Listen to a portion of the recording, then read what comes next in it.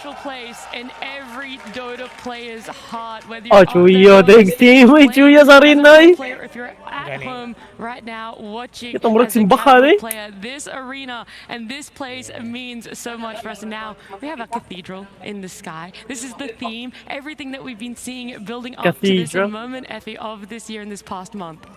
Yeah, I'm so excited. I just can't contain myself watching those videos, just watching Tundra the ba? memories, being here again. It's Itong drum na good. there are no words to put this feeling.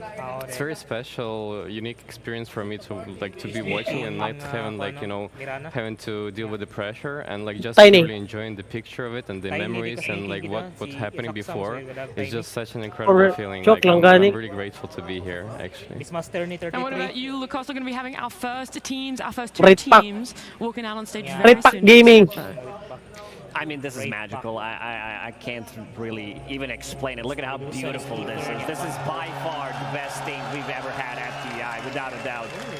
Nice stage, brother. I'm just fully with Evie. It's so hard to be able to put everything into words. I just want to look. I don't even want to speak right now. The opening Ipon also. ceremony, it was absolutely beautiful, but it is time. We have to see some Dota action. We have to see some teams walk out, and we're going Asa to yung be friends graced mo? with Gaming Gladiators, our first team to Climate Pledge. Naggawa pa siya. 10-7 ang score. Hapit na moment. Okay, tanaw sa tagkuan. Dota. Let's watch some Dota intro. Ambot ng kanang GG ani no. Untor ka ni GG ka, dagan rin ka nagkonsaan nila. Imagine mapindi sila sa announce karon giatay. GG. Year of NA. Let's go NA. Kuan ba? Kuan Hector Gaming ba? Farm 30 minutes. Gaben Gladiator. Ganong dagan nagkontra ning kaning GG. Di, kuan ba sila 3 times major winner ba na sila? The most dominant. Di ba sunod-sunod to ilang kuan no? Yata Chuya gyud ning Queen ay pistigit ay Queen ni kuan ay ni Silvery. Kanang gas anchos. Yaray. So handsome. Pero si Phantom Lancero. Kiwan. K1 Hector. Kunya na apil og clash 40 minutes ba? Pero Donor. Kusog sa din ning announce day. Asa sila nga team? NA. NA. NA gyud ni sila.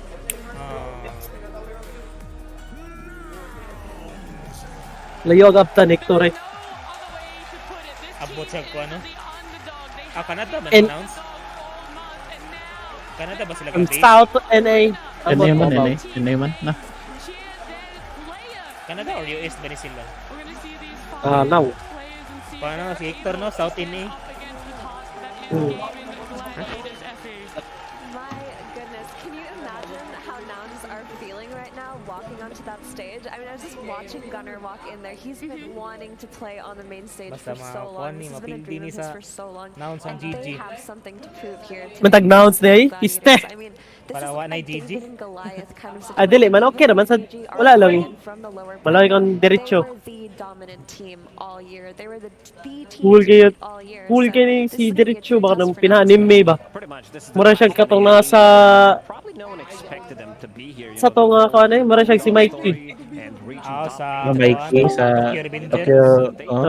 Okay, imagine. 1-1, so I feel like Nouns, they have something special prepared for gaming in this one. Asa yung mic do? I mean, they have to. Nouns just as a whole, I feel like you can Ay, describe nasa pag-mic as cellphone? special. Even throughout DPC too, as we're seeing them pick up a lot of different heroes in very unique places already, just on the road to the international. Mid we din saw is them Queen playing Day. Ogre mid, and when it comes to officials, that is very out of the box. The So same thing food. with Moo, their Asa may mga offlaner, si Ace? Wala picking pa up namang that gilod. much Si ay Ace day Ace. Ogre. Si Ace mura siya si Kwando, mura siya si They have already the unique strategy Daredevil ba? profit a lot as well Oh. from the past games, and I'm just happy to see Gunnar on this stage. Like I know this guy for a long time, and there's a story about him. Like when he Kasi mo blue screen. lost one of his TI qualifiers, he went straight up like to Ano the mo, blue basement screen and ba? like practiced non-stop like after Yung that. what? Like Really? this is shows like his his will of like do it no matter what. And I'm Murag really sa naong happy nasal po? I look at him right now, like on this stage. Nakasad. Nakasad. Incredible Cinderella Ay, story going nako, forward with it. Yeah, and he got kayatay. here with his own flair, right? Just like Nat was Hala, mentioning with balhin na the sa si ogres, Selpo. the witch doctor Dali, what archers, lang. the first pick Naga Sirens. I mean, this team has brought Gidungan, their tingin mo own tanan special, ablis tingin sa po. Tagatagsa sana. flavor or variety of Dota, I would say, to TI, and it's taken them this far. So I'm Balhin just ka? really excited to see if they've cooked up anything new, if they're gonna keep doing the picks that we've seen, or if they've maybe they're gonna bust out that Dark Willow carry for Hector. I know that's not his style, but that seems to be the new Kusog di gyapon flavor ang of the Naga ron. big hero. And the Hector has been amazing, you know. Bisag gi-nerf na ang back mga a couple of years ago when kining he was playing for the Beast mga Coast, he ilo-ilo. was always that guy, you know, the K1 TP. One of the reasons why the games are longer because he tends to farm Mao ni slightly, paboritong hero more ni than Hector. some of the other carries, but Unsa man? Mga his PL illusion. performance against TSM, he was really pushing the PL limits og with the Naga. hero, and glad to see that he's back on track because you know, watching Oh, kita Hector nyo play, ganda siya he's been Siki. studied by most carry players Ganda for a na siya good Siki, reason no? for a really long time. I also want to compliment Lelis on this team. I was like really surprised about his performance on this TI, and like especially like Lucas heroes Gamers like from Clockwork and the Skyward NGG. Mage. He's been performing insanely well, like doing all the rotation and like always hitting up his spells like perfectly. And I don't know, it's just like it's very good to see him like how he switched from the position 3 to position 4 and like performing like in this incredibly high level already.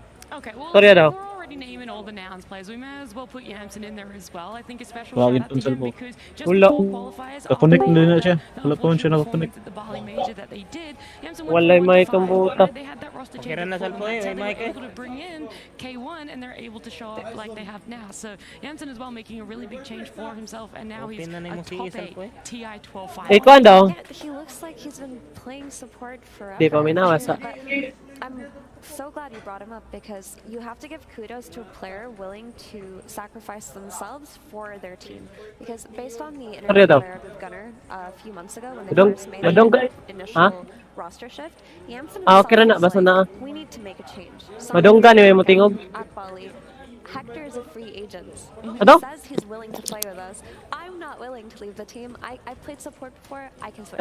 I can switch to position 5. Hello. And he did it. He Mic just check. gave up his role. And it looks like Ah, it lagi. worked out perfectly for them to be hinay. able to put yourself in that position for the greater good of your team. That's a very good teammate. That's somebody that you do want to play with.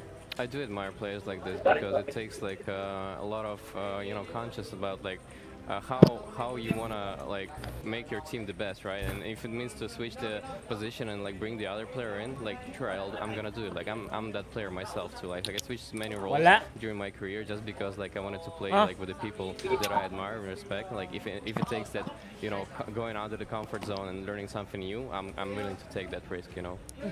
It's not only just us, by the way, that feel this Nouns flair when it comes to heroes, where they're going to play it. Because I was talking to Quinn. Pero po, and he isa said na the kasi na ni hardest mga thing buog about ba? facing Nouns is that you could put hours, days, maybe 4 days worth of prep into Nouns, but they could show up and they could just throw that Layo, out the layo, window, layo. every prep that you've done, and they could just Oh, dali, pick dali, dali. something new, something that no one's Dali. expecting at all, because that's what they've been working in the Oh, background, kana, and mo, they kana.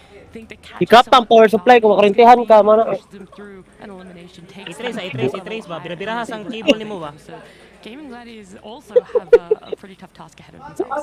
Absolutely. I mean, they're very creative as a team when it comes down to picks, how they're going to play it. I think Moo plays a big part of that team when it comes down to being versatile in the hero. Ay, basin mauni, kaning wala na saksak You know, he ba, can pretty ano, much play anything. This offlane Dazzle, offlane Witch Doctor brought a couple of records as well in terms of healing at TI because of it. And this guy, you know, he didn't play at TI since he got the second place at TI 6, and then he was kind of gone, you know, showing up here and there. Hello, But, hello, hello. Started to play again recently, Wala. and it Dungo, really bro. paid off. And I'm really glad Diba, to see some, Salpo you ba?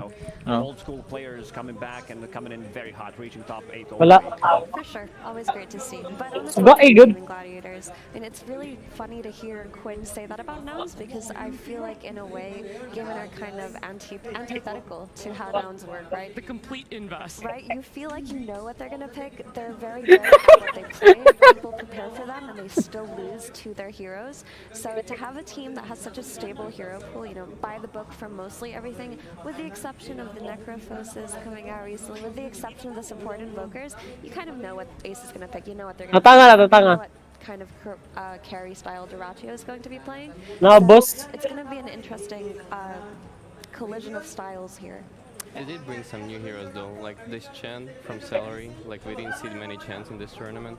I think Duracho also picking up that Weaver that not a lot of carry players are willing to take that risk because it's very squishy hero, and he like for this team like they can rely heavily on Ace because Ace is that kind of like guy who's like sometimes even their main carry, you see this Brewmaster like going Midas is Radiance, he's not like really playing position 3, he's playing like more of a Von, and Durache is like taking over like this aggressive carry hero that's running around the map and making space for it. I'm actually going to directly compare Ace and the clashes of flares, the clashes of styles between them. And Moo have played 2 extra. A lot of different Dong na. Oh!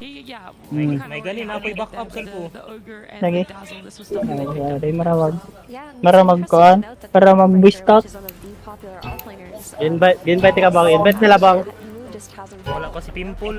I think that his Brewmaster Sa doon is na. one of the smartest in this Update nga game, siya. and this is a hero that you Ano? cannot give away, but at the same time, you never know when he's going to bust out his offlane Witch Doctor, his offlane Dazzle. I mean, anything could happen. With Sana Ace, may draft nila he's din just nila. the rock of game, and like we mentioned, they build around his primal beasts and his arsenals, and he always delivers in terms of Offlane Dazzle na sad ni. delivers in terms of correct target priority in team fights, and that's why he's so scary. Di, magkuha ni sila diri, mag-chew. But he'll never catch you off guard in terms of hero picks. And one of the reasons why they were Balmon. so successful throughout Balmon eh, Balmon. Nilat Balmon na nilang pick. Oh, ganino, yes. as a Retribution player, ba? I think he needed to adapt the most after the big patch drop Oh, because saan na sila patay Lord. playing this early base Dota, Indot na, buying dol. all these auras and then grouping up, finishing the games pretty quickly. He needed to swap things around because of all of these aura buyers, they were gone. So he needed to implement new heroes. And I'm glad that they were also playing this faster style of Dota. The average game time at TI was around Dol, ayaw 30 dyan mo minutes, alt-tab and kung mamatay, they Dol, are ah. speeding things up because Dol ba? if you look Di ba at the kanisi last ng mga series player that ba? they played against 9 Pandas, they really demolished them. These Ayaw are dyan games mag-alt-tab, so Choy, quick, tanong Twitch. one game ended in 19 minutes. There's also a Wala. secret Mabaan niya behind makalit. Ace and Tofu and why they're so successful. Oo, I know for katotong sure ko. that they've Invite- been playing invite si party Kwan. games, maybe on Ano niya? Update ba? Ni-update lang kalit. They've been playing these groups together like for a long time. Yeah, and ganit that's pa why ka, ganit. they're winning because they have such a big synergy. Yo, kaya mo. Together pretty well, like Oh, yun, sinigis na eh. like how to Lagot din na things salpo in ni mo the lane buha nga that, nga. between these lanes, and that's Sino ang the key to nagtago their yan? success. Ay, ay. Balik. Uy, klaro Balik sa ako. yung cellphone, no? Ah, sige, sige, sige. See why? 'Cause that's Balik also ako, an share innovation ko. for them Ah, this sige year. siya. And CY is needing 2 very different styles of coaching, I feel, Effie. Oh, completely. Oh, she's ready for the monologue. Okay, yes. No, so I don't want to go too in depth about it because we did touch up on a little bit, but I feel like Estini is a very cerebral kind of coach. He makes his style more so about the hero picks themselves, not so much in the motivational aspect or in the, working on each player individually in terms of their psychology or not, whereas CY does that. He's that motivational coach. We're going to see how the coaches are going to be able to motivate, what they're going to pick as draft for game 1 is here. Nouns versus Game in Gladiators. Game 1. If it didn't feel real with the opening ceremony, it has to feel real now. Our first series of TI-12 here in Climate Pledge Arena draft up on screen here. Murta being banned out. We're going to wait to see what Ban, else Primal gets Beast. banned out between these 2 teams. Do you want to stab in the dark? Bristle, Ban, SB, we'll Murta. be seeing those ones let through Dazzle a little. But I don't think we're still getting through. It's just too hard to deal with of that hero. Like it just creates so much pressure on the enemies to stop him completely, and it allows your other heroes to be completely free if the enemy team does that. Aparisyon. Yeah, but I feel like Nakiyawa there ba are so sila many heroes aparisyon? that have presented Ano yung mga themselves alchemist? as problems in this patch that sometimes Iban Bristleback aparisyon, does ah. get through. We've Sneaky, seen ah. him come through in the playoffs. Alchemist or Bristolback? Ah, bandit sa Bristolback. Problem heroes is Spirit Breaker. often when teams let it through, they try to counter it with something like a Shadow Demon or a Yule's Buyer, and it just doesn't work out. So I do wonder if we're going to see the cow in this series. Yeah, Yeah, this Drake is kind of here to Lilith. focus on the timer because the later the game goes, the A more space broken it cow. becomes because he's gonna have more move speed, A space more cow items, mid and like in a more SGD. chaos is gonna be created in the fight. The big hero that I'm looking into, especially for gaming gladiators, is CK. See This nothing hero to is just masulti. insane. The amount of farm that the hero can get, See and nothing also to team fight. Like you hit your early items, and like it's just too powerful. It's And banned. it's taken out. Yeah. There's also the Brewmaster that Yeah. we mentioned. Siki. There you go. I mentioned this a little bit earlier, but I do Gaben think it Gladi. is one of the best brews at this tournament. And in Nouns' series versus TSM in the Road to TI playoffs, this hero was the bane of their existence. It's the reason why they can never end the game on their timer. And yeah, this is pretty scary. Usually teams solve a brew with carries like Luna, things with AoE damage that can kill the brewlings later on, but Luna has had a bit of a decline. I mean, historically, anti-mage and Sana, Knight workshop was ra na, like or game counter content? pick to the Brewmaster, Full but those dating, heroes ro. are not gonna Di ba? be Game seen in content this ba? meta In-over sa to. for a Asan? while.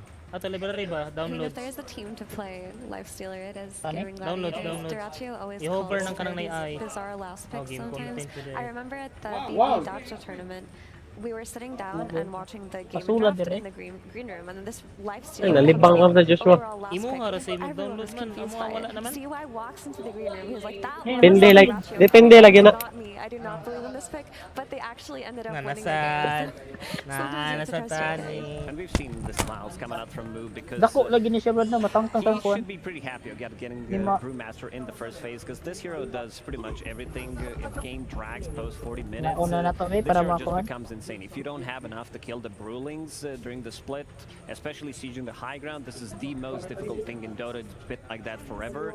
Pinadota Brewmaster to comes in style very ba? handy. Ay, And pro those side style. game gladiators, so we Ay, did touch shit, upon ano kay- Beaver as the pick, which can be played as a carry. This like newer build where you pick up early shard, you go for Deso, and then you start joining some of these earlier fights. The hero, a bit squishy, but it can also be played as position 4. Tofu didn't play it yet, but there were other teams that try to experiment, especially Tundra with this position 4 Weaver. It looked really good in the laning stage. And also a hero that can scale, if we're talking about the position 4, which you get items like Rod of Atos, upgraded to Gleipnir later on, some Solar Crest, you're, transitioning really well.